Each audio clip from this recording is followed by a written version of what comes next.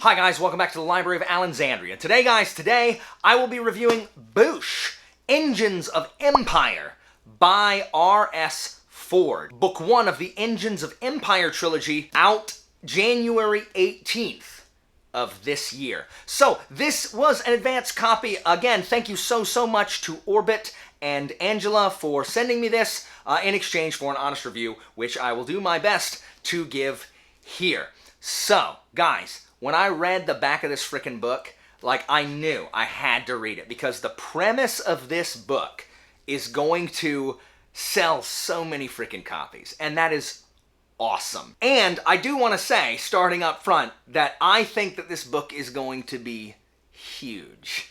On the back, it says, fans of Brent Weeks, Matthew Ward, and Brian McClellan are going to love this book. And I have not read Brent Weeks or Matthew Ward, but I have read Brian McClellan, Powder Mage, and I agree that if you like Powder Mage, first of all, if you like Powder Mage, buy this book now. Go pre-order it immediately, read it the day it comes in.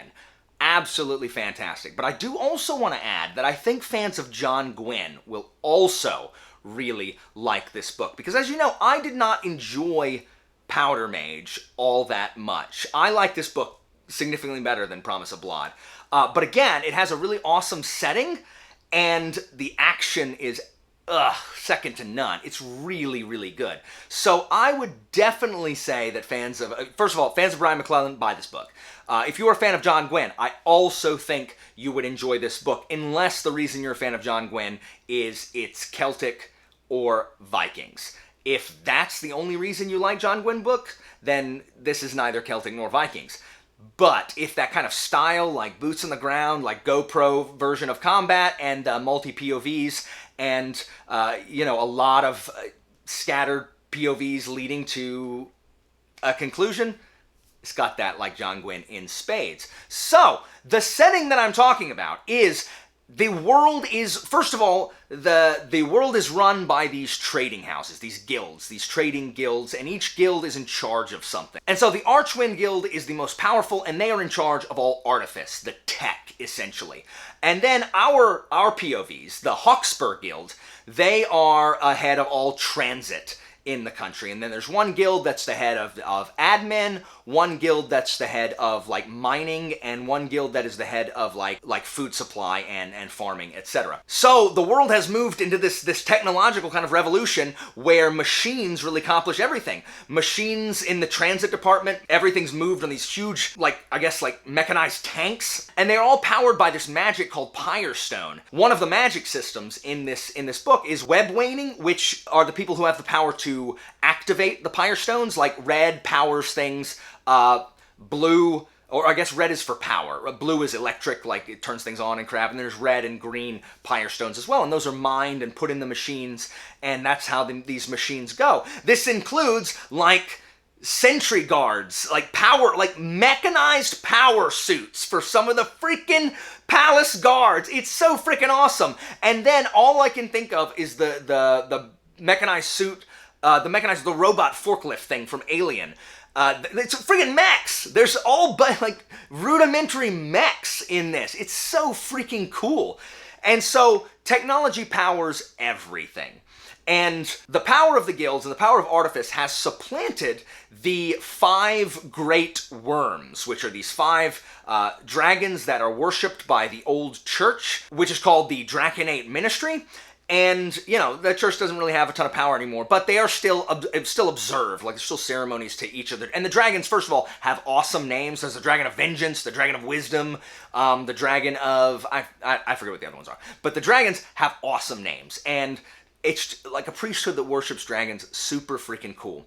And there was a big war with the 5 dragons against the Archmages long time ago, because this magic, that's hidden, and it blighted this place called the Drift, which is this huge blighted land that bisects the continent, and on the other side is the country of Nyrakis, which doesn't believe in tech at all. They believe in the old ways and the old magic.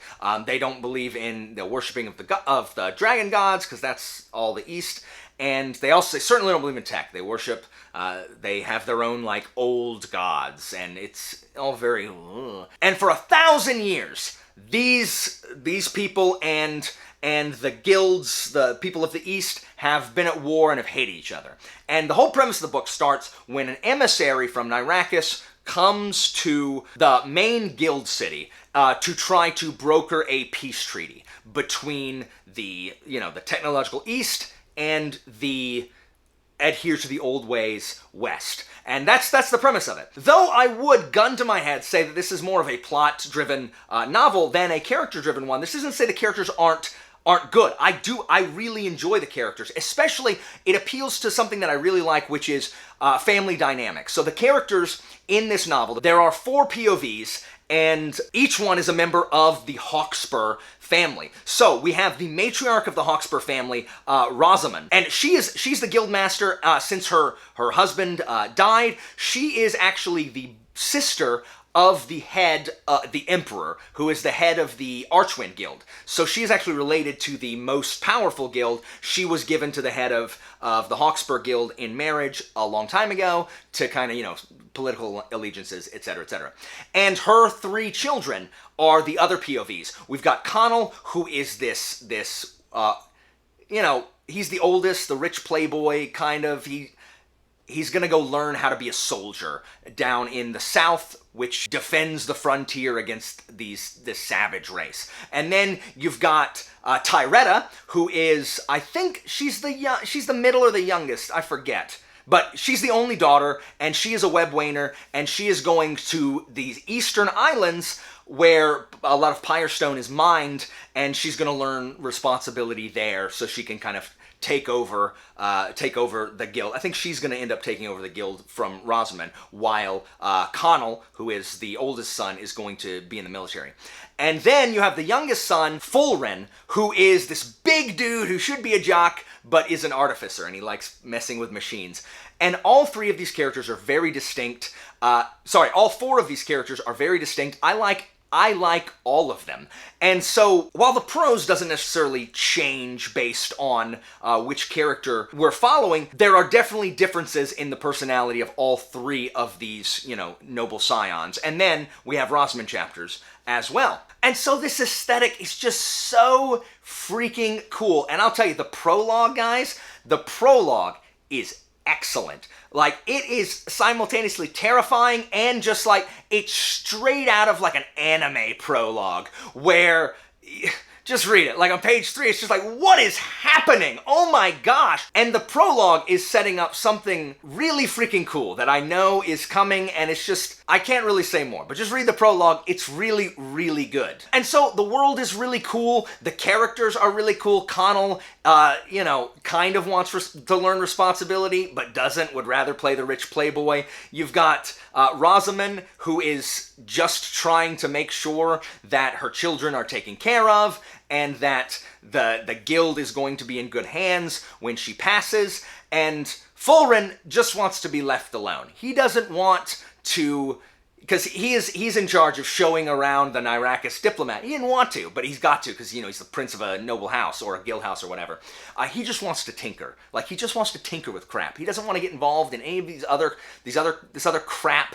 And then Tyretta feels, Fulren is the favorite, and she just is trying to kind of find her place as a woman in this world. She knows that she's capable, but she's just bored a lot. And the idea of responsibility and being in charge of transit just sounds so boring. So she is just trying to find where she fits in to their little family dynamic. And the first 100 pages are excellent as we learn all of this about each of these characters, what their desires are, where they're going to kind of be headed, and we learn more about the world, and these individual windows into these characters' lives is really, really cool. And I think that theme of family and responsibility, those family bonds and the weight of responsibility, either self-imposed or, from external sources, is one of the strongest in this book. There are several themes in this book. One, who does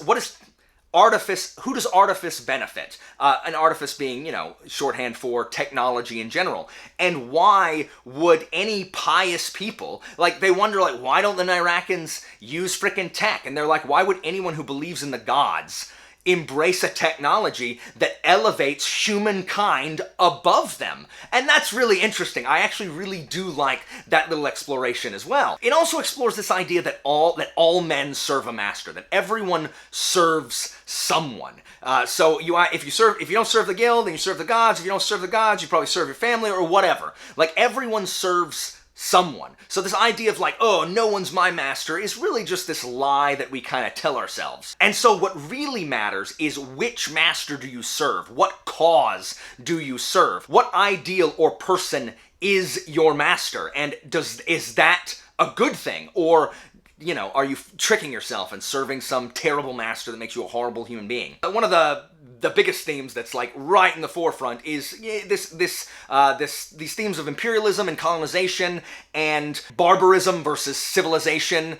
Are the civilized society just as barbaric as the savages? I put all these things in quotes because, you know. And so some of these themes are themes that I really, really enjoy. And some of the themes are, I think, handled with a more deft hand than others. For example, I think the colonialism imperialism one is like a bit like being struck in the face with a hammer. There's one point to where it's like, oh look, the savages have children?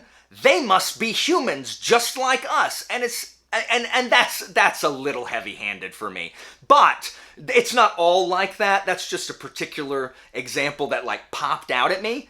For the most part, these themes are handled really well, and it's really neat to see the way Ford spins some of these. The back half of this book, this is divided into two parts: the emissary, and then part 2, which I can't tell you what it's called because it's a spoiler. But part two of this book, which is I guess the last 250 pages, are unput downable. You need to picture a summer action blockbuster movie, and that is the back half of this book. There is so much action, and yes, just like a summer blockbuster action popcorn flick, you can see where it's gonna go sometimes.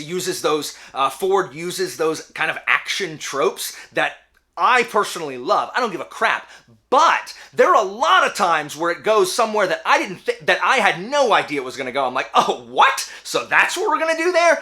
It is so good. The back half, initially, actually, I rated this lower than I'm rating it now. Stay tuned to the end to see what I rated it. Because when I finished it, I sat with that back half, and I realized that I kept thinking about the back half of this book and how exciting it is, and what it's building up to, and just the non-stop, breathless roller coaster ride that is part 2 of this book. And that overrode really any of the problems that I had. I thought I was forgetting about the problems that I had with the novel and was only focusing on how freaking awesome the end of this book was. And I think I'm definitely like that. I know Angela from Literature Science Alliance was talking about this before, where a good ending can really save or elevate a book. And that's what happened here. The back part of this book was just so freaking good that I forgot about some of the problems I might have had with the earlier parts. And so I want to talk about kind of the things that I enjoyed less. First of all, I wish that the guild houses were more economic. I wish Ford explored more of the economy of the world and, you know, how everything is interconnected, because really it feels more like the guild houses they're really just stand-ins for noble families. Like they're just the royals. And they're nominally in charge of something. I think we see at the very beginning that the Hawkspurs are in charge of transit, and then we never hear about them being in charge of transit like ever again, which is disappointing because I really like the economic stuff in my books, as you know from my love of Parker and Abraham here. But again, that is a personal preference for me. I doubt that's going to bother a lot of other people. Also, one thing, and remember I talked about how I really love the first 100 pages. One thing that, again, is probably unique to me, so this is my experience, the inciting incident of this book that really kind of sets everything off is a particular trope that I don't like at all. And it's because for this to occur, a bunch of people who I think know better have to not know better. And I don't like it, and it's a very specific thing where people have to believe something that I just don't think rational people would believe. Now, we all live in the real world where people believe crap that they shouldn't believe all the time. And maybe it's because I see so much of that in the real world that I can't take it in a book. I just can't, no matter how realistic it is. So that's just a personal preference. I didn't like that. Yeah, that's just me though. Most people aren't gonna have a problem with it. My biggest thing is that the setting in the world is so freaking cool that only of the POVs, like and this is all from their first chapters, you know where they're going. Only Rosamund, after that first 100 pages, for the next like 150 or 200 pages, only Rosamund's chapters take place in the city where the tech is. The other 3 POVs, we've got one over where there's no tech at all, we got one in the jungle, and another in the desert. And I'm just like, why is this awesome setting here? And Ford has removed 3/4 of the POVs from the cool setting. So I didn't like that as much, for sure. But as everything begins to, converge, it picked right back up. But I was not the biggest fan of being removed from the setting, the aesthetic that I loved so much. Additionally, I think sometimes we're told a little, like, I would like to be in the characters' heads, like feel what they feel a little more than I do. Especially, this is really noticeable with Connell, who goes through some brutal stuff, but he just kind of comments on it. I would love to feel how this brutality that he's witnessing is affecting him rather than just hearing the words that he says. So I definitely would have loved that. And there's also a thing that John Gwynn does too, that I commented when I did my review of Malice. When people who know things go to warn people who should be suspicious of things, and people are like, no, that's not a thing. And they completely ignore the warning. That drives me bonkers. John Gwynn has done this too. It drives me bonkers. But all of these are minor nitpicks that really did not affect my enjoyment of the book overall. And like I said, this book is, if any of those things that I mentioned don't bother you or don't work you up into a lather to where you're like, I'm not gonna read that. Like, if that's just like, oh, well, that's not my favorite, you should definitely give this book a go, especially how everything wraps up and where it is headed. I am still waiting to see the culmination of that prologue that we got that is so freaking cool. At any rate, I am so glad that I got to read this. I'm so glad that I got to experience this really unique world. Of the 4 characters, I think that, I don't know, I like Rosamund the best. Rosamund has some stuff in her past that I don't love. So maybe Fulren is my favorite. The big dude who just wants to tinker. Maybe Fulren. But I really like all of them. Connell's my least favorite. The other 3 are kind of tied. Connell is just, y'all know, I just don't like he's just not a character archetype that I love. Because I definitely think that if you are a fan of unique settings, almost non-stop action and really cool world building, this book is absolutely for you. On the Kingfin approval system, I give this book an excellent.